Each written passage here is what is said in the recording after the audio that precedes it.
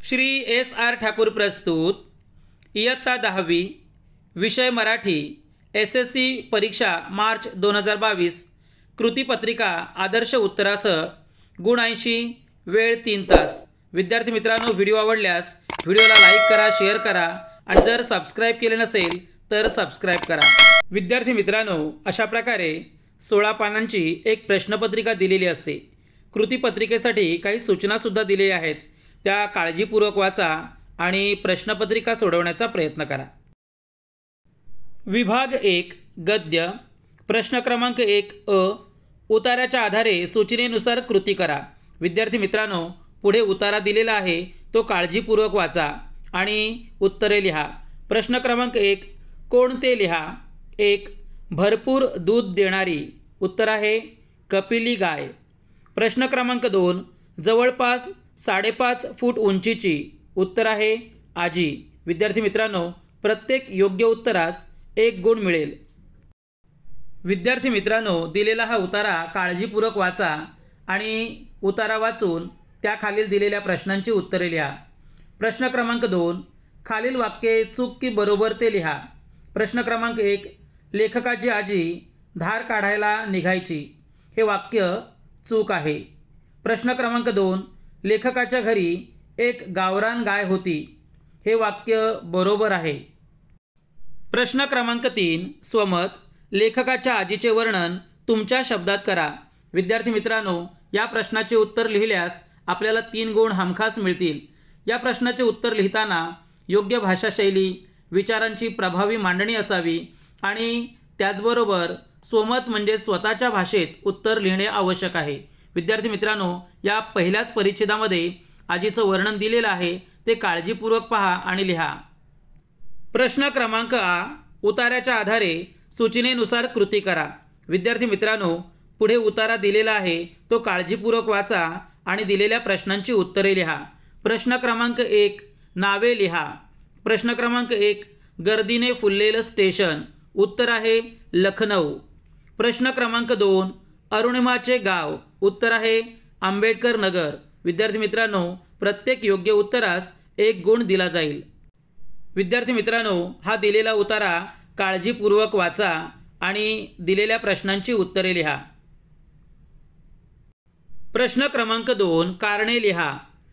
1 अरुणिमाला दिल्लीला जाणे भाग होते कारण, योग्य उत्तर आहे जन्मतारखेचा घोळ निस्तरण्यासाठी। प्रश्न क्रमांक 2 अरुणिमाने CISF मध्ये नोकरीसाठी अर्ज केला कारण खेळाशी जोडून राहता यावे म्हणून। विद्यार्थी मित्रांनो, इथे प्रत्येक योग्य उत्तरासाठी 1 गुण दिला जाईल। प्रश्न क्रमांक 3 स्वमत प्रत्येकामध्ये एक जिद्दी अरुणिमा असते, याबाबत तुमचे विचार स्पष्ट करा। विद्यार्थी मित्रांनो, अरुणिमा जशी जिद्दी होती तसेच प्रत्येक व्यक्ती जिद्दी असावी, याबाबत आपण आपले मत व्यक्त करावे, म्हणजेच स्वमत लिहावे। जर आपण स्वमत लिहिले तर आपल्याला 3 गुण मिळतील। अपठित गद्य प्रश्न क्रमांक ई प्रश्न क्रमांक 1 आकृती पूर्ण करा। सौजन्यशील व्यक्तीच्या मनात असलेल्या भावना।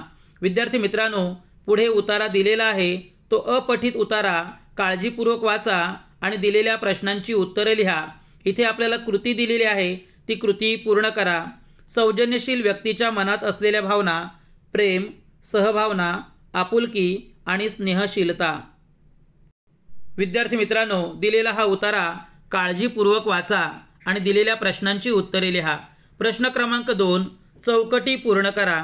प्रश्न क्रमांक 1 सुजनांकडून अपेक्षित असलेले, उत्तर आहे सौजन्य।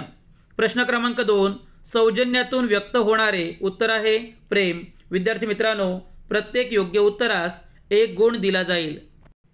विभाग 2 पद्य प्रश्न क्रमांक 2 अ कवितेच्या आधारे सूचनेनुसार कृती करा। विद्यार्थी मित्रांनो, पुढे आपल्याला कविता दिलेली आहे, कविता आहे आकाशी झेप घेरे। या कवितेच्या आधारे आपल्याला या चौकटी पूर्ण करणे आवश्यक आहे। प्रश्न क्रमांक 1 चौकटी पूर्ण करा। प्रश्न क्रमांक 1 कष्टाने मिळणारे, उत्तर आहे फळ। प्रश्न क्रमांक 2 घामातून फुलणारे, योग्य उत्तर आहे मोती। विद्यार्थी मित्रांनो, प्रत्येक योग्य उत्तरास आपल्याला 1 गुण मिळेल। विद्यार्थी मित्रांनो, दिलेल्या या कवितेचे काळजीपूर्वक वाचन करा आणि दिलेल्या कवितेच्या आधारे कृती व प्रश्न सोडवण्याचा प्रयत्न करा. प्रश्न क्रमांक 2, योग्य पर्याय निवडून वाक्य पूर्ण करा. प्रश्न क्रमांक 1, सुख लोलुप झाली काया म्हणजे काय? योग्य उत्तर आहे सुख उपभोगण्याची सवय लागते. प्रश्न क्रमांक 2, पिंजरा सोडून झेप घेतल्याने. योग्य उत्तर आहे आपल्याला स्वसामर्थ्याची जाणीव होते. प्रश्न क्रमांक 3, खालील काव्यपंक्तींचा सरळ अर्थ तुमच्या शब्दात लिहा. तुझ पंख दिले देवाने, कर विहार सामर्थ्याने, दरी डोंगर हिरविराने, जा ओलांडून जा सरिता सागरा. विद्यार्थी मित्रांनो, दिलेल्या या काव्यपंक्तींच्या आधारे आपण त्याचा अर्थ योग्य प्रकारे लिहिणे आवश्यक आहे. प्रश्न क्रमांक 4, काव्य सौंदर्य. आकाशी झेप घेरे पाखरा, सोडी सोन्याचा पिंजरा. या ओळींमधील अर्थ सौंदर्य स्पष्ट करा. विद्यार्थी मित्रांनो, कवितेच्या माध्यमातून कवीला कोणता संदेश द्यायचा आहे आणि या ओळींच्या आधारे कवीला काय व्यक्त करायचे आहे, कवीच्या भावना आपण लिहिणे आवश्यक आहे. प्रश्न क्रमांक आ, खालील मुद्द्यांच्या आधारे कोणत्याही एका कवितेसंबंधी खालील कृती सोडवा. विद्यार्थी मित्रांनो, कोणत्याही एका कवितेसंबंधी दिलेल्या कृती सोडवणे आवश्यक आहे. प्रश्न क्रमांक 1, इथे मुद्दे दिलेले आहेत. प्रश्न क्रमांक 1, प्रस्तुत कवितेचे कवी किंवा कवयित्री. आश्वासक चित्र नीरजा आणि वस्तू द भा धामणसकर.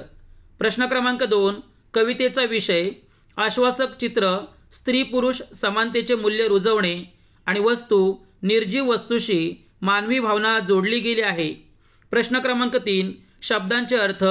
आश्वासक चित्रमध्ये प्रश्न क्रमांक 1, झरोका लहान खिडकी आणि 2 कसब कौशल्य. वस्तूमध्ये 1 स्नेह प्रेम, 2 निखालस स्पष्ट. प्रश्न क्रमांक ई, खाली दिलेल्या काव्यपंक्तींचे रसग्रहण करा. खोद आणखी थोडेसे, खाली असतेच पाणी, धीर सोडू नको सारी, खोटी नसतात नाणी. विद्यार्थी मित्रांनो, दिलेल्या या काव्यपंक्तींचे रसग्रहण करताना कवितेचे नाव, कवी किंवा कवयित्रीचे नाव, काव्यसंग्रह, कवितेचा विषय, कवितेचा अर्थ आणि आशय अशा प्रकारे या गोष्टी समजून योग्य उत्तर लिहिल्यास तसेच काव्यसौंदर्य लिहिल्यास आपल्याला एकत्रितपणे 4 गुण मिळतील. विभाग 3, स्थूल वाचन.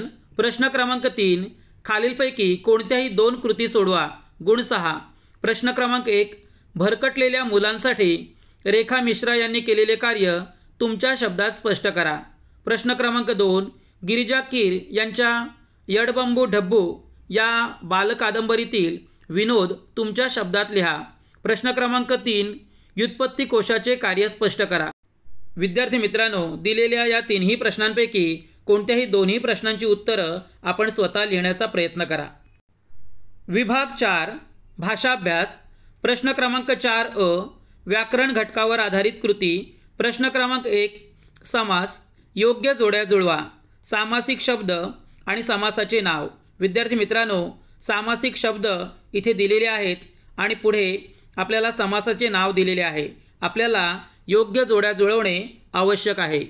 प्रश्न क्रमांक 1, विटी दांडू म्हणजेच विटी आणि दांडू आणि म्हणून समासाचं नाव येईल इतरेतर द्वंद्व. प्रश्न क्रमांक 2, नील कमल, नील असे कमल आणि म्हणून योग्य उत्तर आहे कर्मधारय.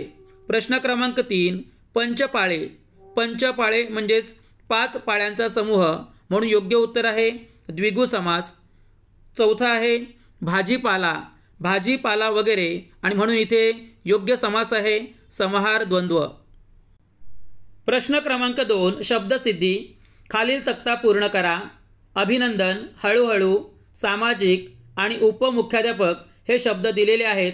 ते आपल्याला प्रत्ययघटित, उपसर्गघटित आणि अभ्यस्त यामध्ये लिहिणे आवश्यक आहे. विद्यार्थी मित्रांनो, प्रत्यय हा शब्दाच्या शेवटी असतो आणि म्हणून प्रत्ययघटित शब्द आहे सामाजिक. उपसर्ग घटित, यामध्ये उपसर्ग हा शब्दाच्या पुढे असतो आणि म्हणून अभिनंदन हा शब्द उपसर्ग घटित आहे. तसेच उपमुख्याध्यापक हा शब्द उपसर्ग घटित आहे. अभ्यस्त शब्द हळूहळू, हळूहळू हा शब्द अभ्यस्त यामध्ये येईल. प्रश्न क्रमांक 3, खालीलपैकी कोणत्याही 2 वाक्प्रचारांचा अर्थ सांगून वाक्यात उपयोग करा. इथे आपल्याला 4 वाक्प्रचार दिलेले आहेत. त्या प्रत्येकाचा अर्थ सांगितल्यास आपल्याला 1 गुण मिळेल आणि वाक्यात उपयोग केल्यास आपल्याला 1 गुण मिळेल. अशा प्रकारे आपल्याला 4 गुण मिळतील. प्रश्न क्रमांक 1, कानोसा घेणे म्हणजेच अंदाज घेणे. प्रश्न क्रमांक 2, आनंद गगनात न मावणे म्हणजेच खूप आनंद घेणे. प्रश्न क्रमांक 3, कंठस्नान घालणे म्हणजेच ठार मारणे.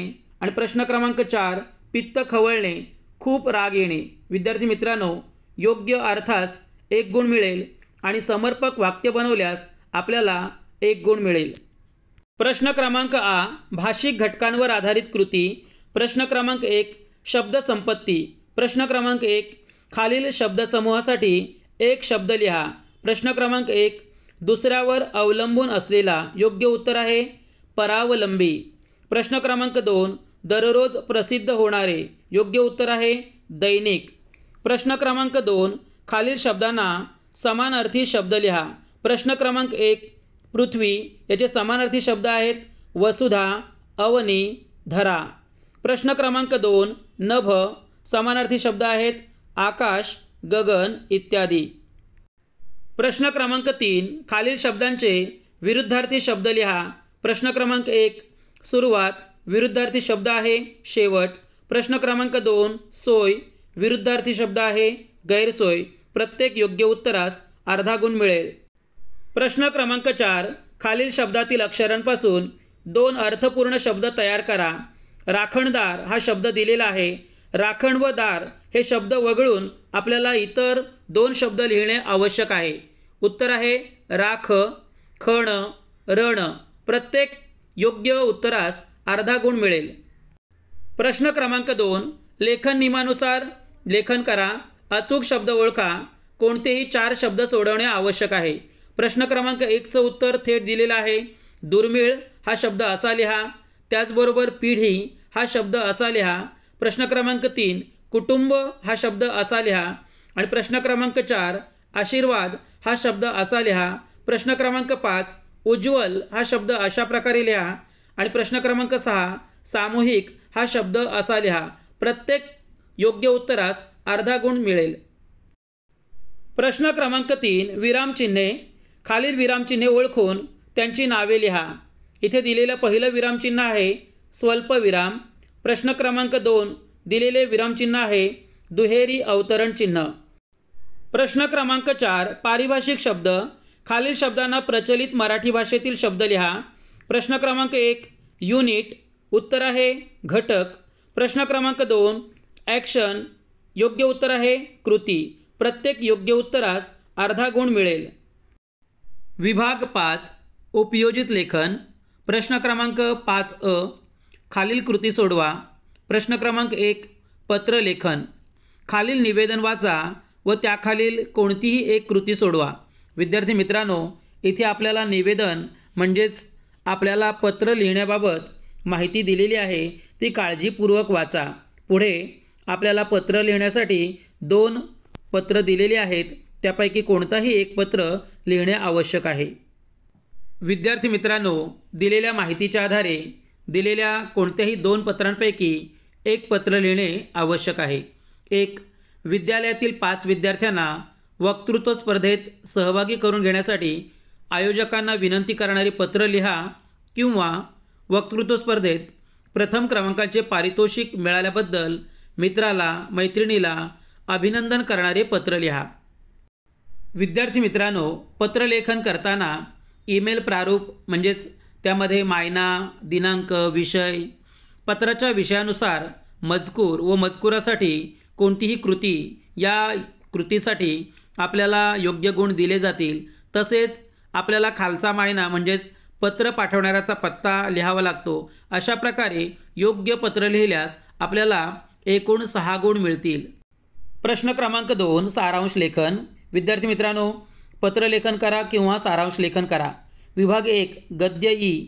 प्रश्न क्रमांक 1 मधील अपठित गद्य उताऱ्याचा 1/3 सारांश तुमच्या शब्दात लिहा.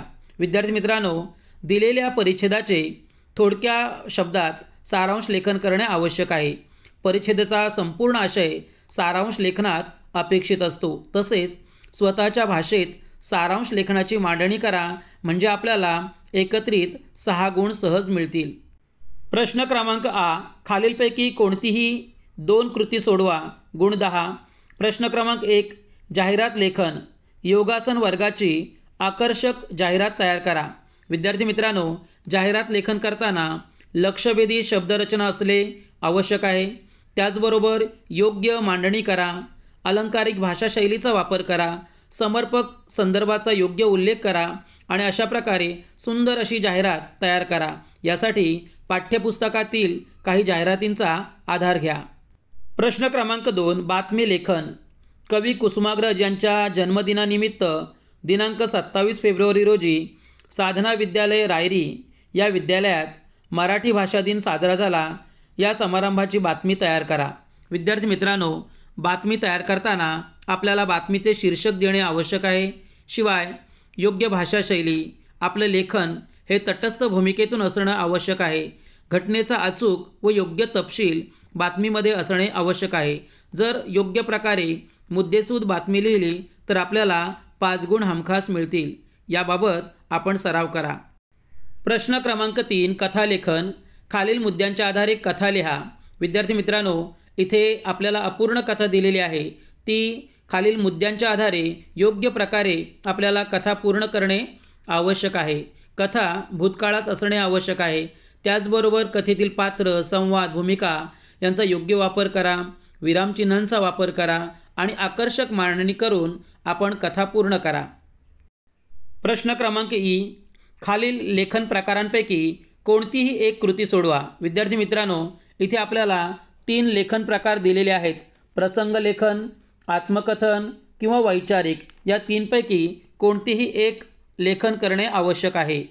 विद्यार्थी मित्रांनो, प्रश्न क्रमांक 1, प्रसंग लेखन। इथे आपल्याला वरील समारंभ प्रसंगी तुम्ही तुमच्या मित्राचे, मैत्रिणीचे कौतुक करण्यासाठी उपस्थित होता अशी कल्पना करून प्रसंग लेखन करा। दिलेल्या माहितीच्या आधारे प्रसंग लेखन करण्याचा प्रयत्न करा।